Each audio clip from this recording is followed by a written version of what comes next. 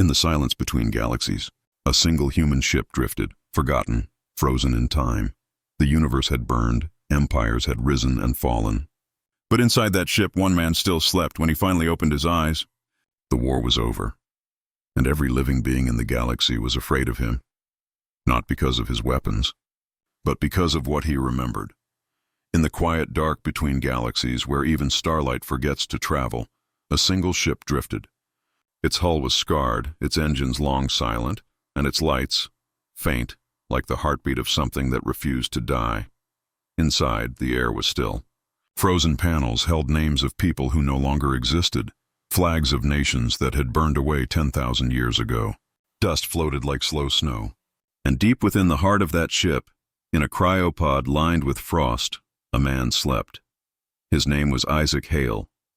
Born on Earth, year 2421, a date that now meant nothing. He had been an engineer once, then a soldier, then a volunteer for something humanity never lived long enough to finish. The Deep Sleep Project, they had called it, a mission to cross the void between stars while war raged behind them. He had fallen asleep believing he'd wake among friends, but the universe had moved on. The ship drifted past nebulae that had forgotten their creators.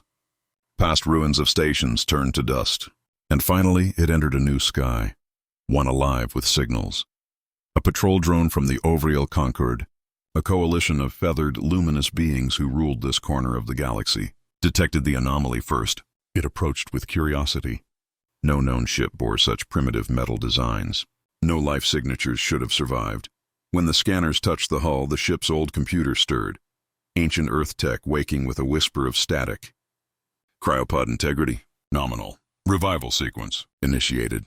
A spark flickered in the pod. Steam hissed. The frost began to crack. Isaac Hale opened his eyes for the first time in 12,000 years. At first, he didn't move. His breath fogged the glass.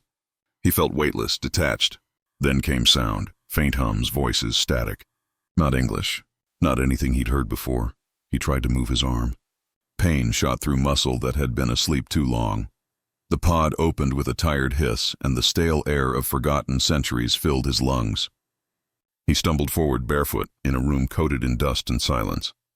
Only the blinking of one emergency light reminded him that he was still alive. He whispered to himself, his voice hoarse, cracking. "Where's everyone?" No answer. Only the faint hum of alien scanners outside the hull. When the Ovriel recovery team entered, they expected a tomb.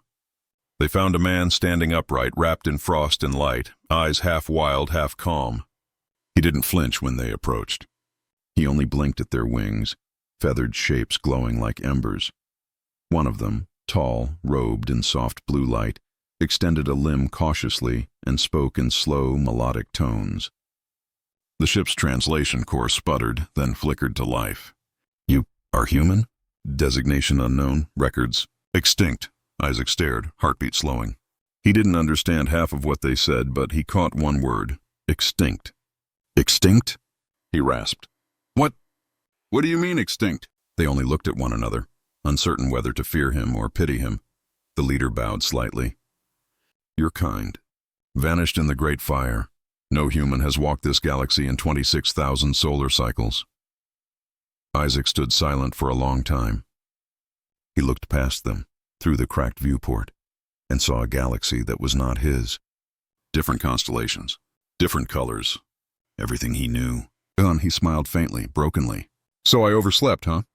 The Ovriel didn't understand the joke, but they felt something strange in his tone, something they had no word for, something like peace. That night, if night could exist in orbit, the Ovriel kept the human under quarantine aboard their flagship. He didn't resist. He asked for water, for a quiet corner, for nothing else. The ship's AI recorded his vitals, noting something peculiar. His neural patterns were too stable, too calm for someone who'd just learned his entire species was gone. When asked what he felt, Isaac only said, "I feel rested. Maybe that's enough." He sat near the viewport, looking at alien stars, as if listening to music only he could hear. One of the younger Ovriel scientists approached him hesitantly. "Human," she asked softly, "how can you be calm? Everything you knew has Ended. Isaac looked up, eyes reflecting the endless void beyond. Maybe, he said. That's why I'm calm. There's no one left to disappoint. Only something left to protect. Outside, the galaxy whispered with signals of war. Not the same war he had left, but echoes of it. Civilizations clashing, machines rising, empires falling again. History repeating. Only this time, humanity wasn't there to stop it. The Ovriel captain recorded in her log that the human did not display standard trauma responses. Instead, he spent hours quietly repairing their damaged systems with hands that moved like he'd done it all his life. He spoke little, but every wire he touched came back to life, humming like it recognized him. When asked why he helped, Isaac only smiled faintly. Because it's what we used to do, he said. Fix things. The Ovriel didn't realize it yet, but the war they feared was about to meet something older.